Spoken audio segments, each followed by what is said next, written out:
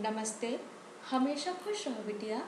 I am JVN Dr. Anamika Aherwal, Associate Professor in the Department of Science and Technology at Jyoti Vidyapeeth, Women's University, Jaipur.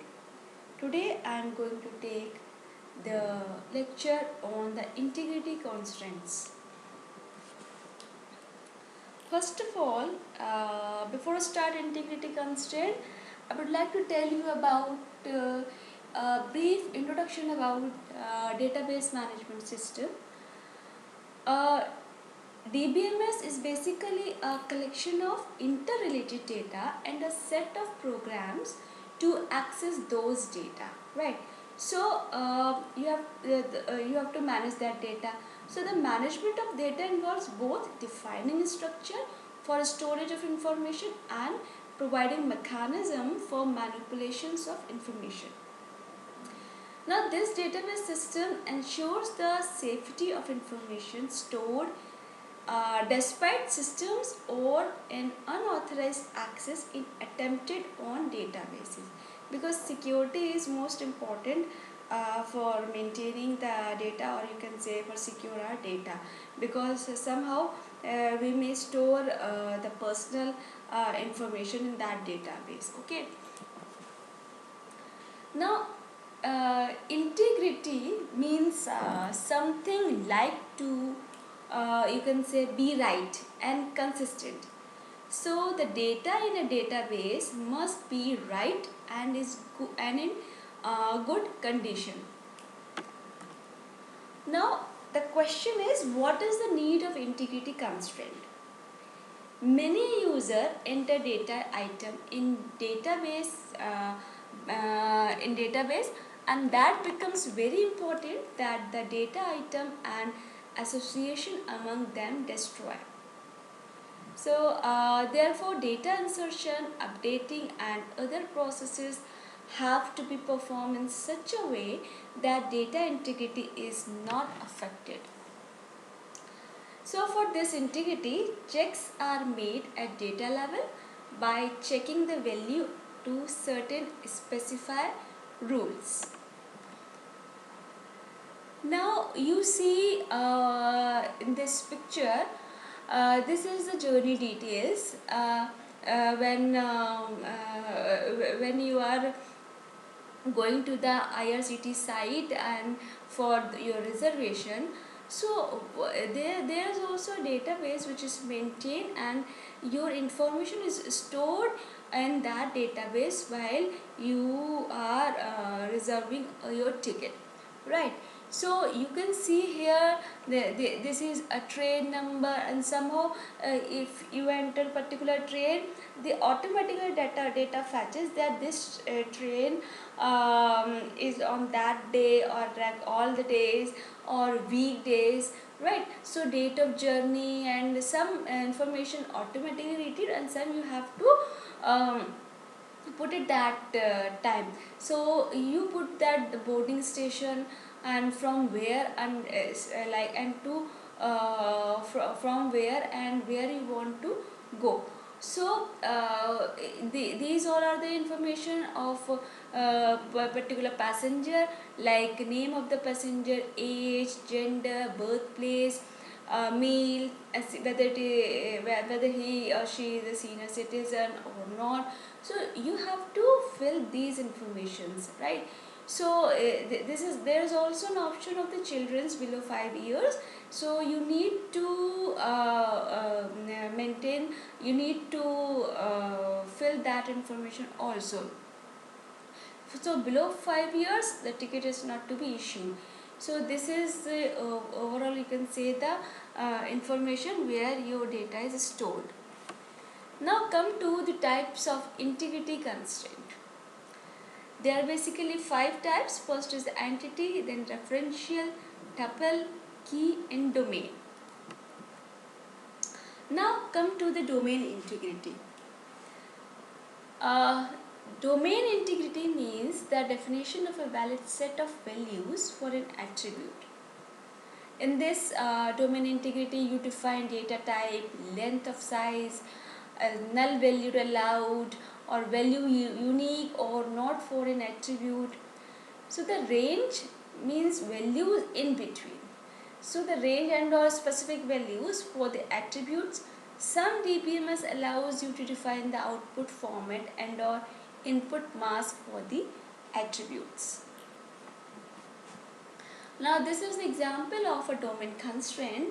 You see here there is a table in which you see these are the fields like employee ID, ad, phone number, age and the name. So these fields are the varchar and this phone number and age are the numeric fields. So we take it as an integer data type, whereas the name is the character data type. So if you specify the constraint like age is greater than equals to 18, okay, whether it is greater than or equal to, not below 18. So you have to put that information as per the check, or you can say constraint. Now come to the entity integrity constraint. The entity integrity constraint states that primary key can't be null. Okay, because the primary key is the unique key, as I told in my previous videos also, primary key, foreign key, right? So on the other hand, there can be null values other than primary key fields. Null value is different from zero value or space. So the entity integrity constraint assures that a specific row in a table can be identified. Now this is an example of entity integrity constraint. You see this is a table like registration number, model ID and the rate. So here if we put null, so null value not allowed, because here you can see the null means you have to mention some data there. Okay, it should not be empty because this is the primary key. Okay. Now next is the referential integrity constraint. The referential means some reference, okay, regarding. The referential integrity constraint is specified between two tables and it is used to maintain the consistency among rows between the two tables. And of course, you have to follow some rules, and the rules are, first rule is you can't delete a record from a primary table if matching records exist in a related table, right? Because these are the you can say related to each other. So second rule is that you can't change a primary key value in the primary table if that record has related records. Third rule is you can't enter a value in the foreign key field of the related table that doesn't exist in the primary key of the primary table. And the fourth rule is, however, you can enter a null value in the foreign key specifying that the records are unrelated. Okay, so these are the rules. So this is the example of referential. You see here there are two tables. Okay, in this this mark is the primary key. We take it as this field as a primary primary table, and this is the related table. Means what? You see here model ID and model ID. These two things are common, and you can see in the first table there is a primary key, and this primary key behaves like a foreign key in the another table. Okay, so this is basically the primary table and related table. So you can't delete that record because it is related to, because that field is in the related table also. So it is not possible to delete that row. Okay. Now next is a tuple constraint. Tuple constraint means that each and every tuple in a relation should be unique. Okay, tuple means what? Row. So you see here in this table, same tuple doesn't allow, because you see if you are if you are entering the serial number, then serial number should be unique, because if you are counting that, means there's no duplicacy. If there's a duplicacy, means it should not be allowed. Okay. The next is the key constraints. Means value of primary key must be unique and cannot duplicate. So you see here, primary key means the unique key. So if serial number is the unique key, then how it could be possible that there are two similar fields, two similar entries in the serial number field? Okay, so there is a duplicacy, so it should not be allowed. Now come to the foreign key integrity constraints. There are two types of foreign key integrity constraints. First is the cascade update related fields, and the second is the cascade delete related rows. These constraints affect the referential integrity constraint.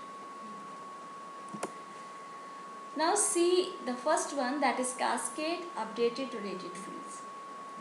In this, any time you change the primary key of a row in the primary table, the foreign key values are updated in the matching rows in the related table. So this constraint overrules rule 2 in the referential integrity constraint. What is the rule number 2? Rule number 2 is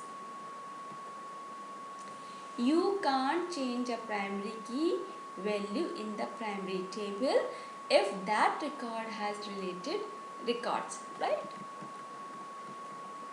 So this is an example of cascade update related fields. There are two tables. This is the primary table, this is the related table, right? So you see here that cascade means these registration number are the same, model ID are the same.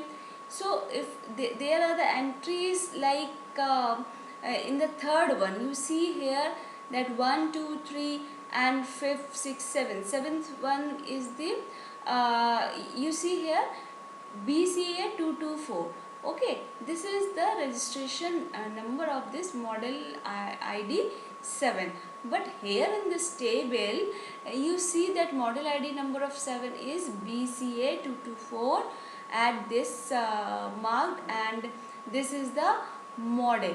Okay, for this. So for this you can say this is related to this one. So if here you update it, then automatically it will update in this related table. Okay. Now the second thing is cascade delete related rows. Means anytime you delete a row in the primary table, the matching rows are automatically deleted in the related table, right? So this constraint overrules rule 1 in the referential integrity. Now see in this example, if you delete this BCA 224, okay, so it automatically delete in this related table. Means whatever the record is deleted in the primary table, it will automatically delete it from the related table. Now you see in this table also, the age is greater than equals to 18. Okay, so this is the domain constraint, as I told you previously. So all the fields are related and checking this domain constraint. So thank you so much for watching this video, and this session powered by Digital Version 2.0, Jyoti Vidyapeeth Women's University, Jaipur. Hope you are satisfied with my digital session. If you have any query, please mention in comment box. I will resolve it. Thank you.